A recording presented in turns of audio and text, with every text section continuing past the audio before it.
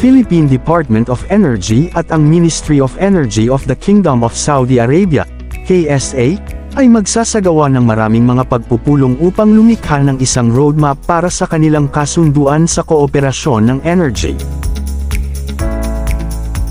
At bago natin ituloy, kung ikaw ay bago pa lang sa aking YouTube channel ay huwag kalimutan mag-subscribe at i-click na rin ang bell icon para lagi kang updated sa mga bago kong upload video.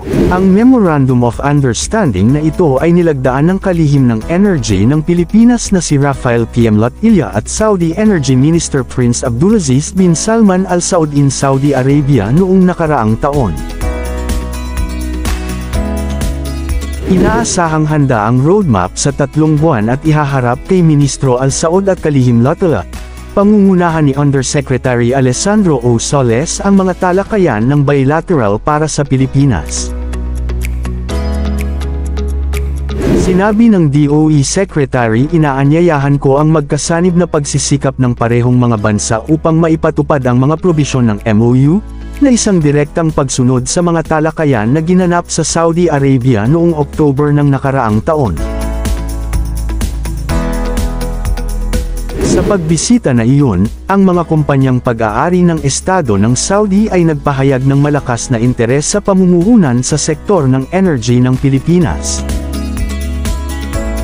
Tinukoy ng MOU ang mga pangunahing lugar ng pakikipagtulungan tulad ng mga derivatives ng petrolyo, exploring native hydrogen, sustainable aviation fuel, SAF, digital na teknolohiya para sa pamamahala ng mga decorrienting sistema, at pagpapalakas ng kahusayan ng energy. Si Prince Abdulaziz at ang kanyang koponan ay nagpahayag ng interes sa native or naturally occurring hydrogen resources, dahil sa malawak na kadalubhasaan ng Saudi Arabia sa exploration and development of upstream sectors, ang kooperasyong ito ay humahawak ng mga benepisyo para sa parehong mga bansa. Ang mga pangunahing mapagkukunan ng natural na nagaganap na hydrogen ay matatagpuan sa kasaganaan sa Pilipinas. Mas maaga sa taong ito, ang 2 lokasyon sa Zambales Ophiolite Complex ay itinalaga para sa exploration ng hydrogen, at ang mga nanalong bidder ay ipahayag sa lalong madaling panahon.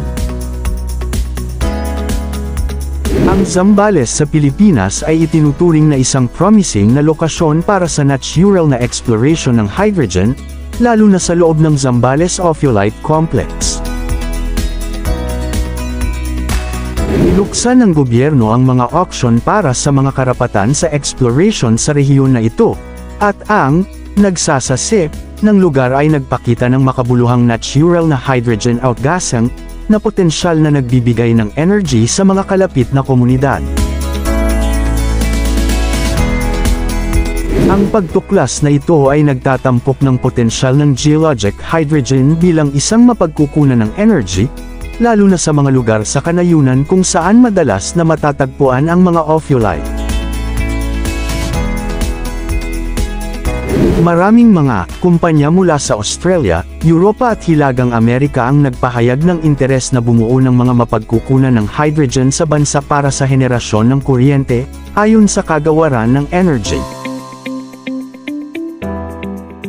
Sinabi ni Energy Secretary Rafael Latilla na ang pagtuklas ng mga natural na deposito ng hydrogen sa Mali at Europa ay isa sa mga kadahilanan sa likod ng mataas na interes ng mga European entities to consider venturing into hydrogen. Nagalok ang DOE ng 2 lugar para sa exploration ng hydrogen bukod sa Zambales. Ang 2 ay nasa kanlurang bahagi ng gitnang Luzon. Sa Sustainable Aviation Fuel, SAF, ang International Civil Aviation Organization, ICAO, ay nagtatag ng mga international target sa komersyal at sibilyan na paglipad.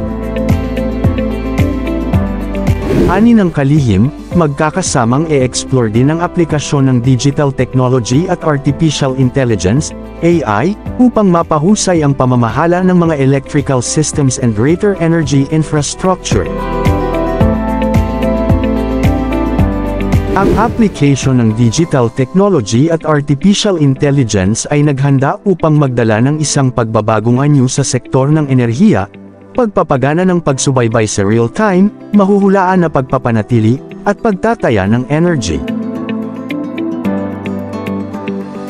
Ang inisyatibo na ito ay naglalayong palakasin ang network ng energy ng bansa sa pamamagitan ng pagsulong ng paglikha ng mga smarter grids, automatikong mga sistema ng kontrol, at mga proseso na hinihimok ng data na maaaring mabawasan ang basura, mai-optimize ang paglalaan ng mapagkukunan, at mapahusay ang seguridad ng energy. Sa pakikipagtulungan nito sa Saudi Arabia, nilalayo ng Pilipinas na isama ang mga teknolohiya ng kahusayan ng energy ng state-of-the-art at pinakamahusay na kasanayan na may potensyal na mabawasan ang pagkonsumo ng energy, bawasan ang mga gastos, at foster sustainability. Ang pakikipagtulungan na ito, na suportado ng isang komprehensibong roadmap, ay binibigyang diin ang pangako ng Pilipinas upang matiyak ang seguridad ng energy, pagmamaneho ng paglago ng ekonomiya, at pagkamit ng napapanatiling pag-unlad, habang nakikinabang mula sa malaking kadalubhasaan at karanasan ng Saudi Arabia. Matatandaan, lumagda ang Philippine Business Delegation ng isang investment agreement na nagkakahalaga ng mahigit $4.26 billion kasama ang Saudi business leaders. Ang parehong mga bansa ay nakakaranas ng high energy demands driven by extreme temperatures, kasama ang El Niño na nagtutulak ng demand ng kuryente sa Pilipinas hanggang 14% noong nakaraang taon.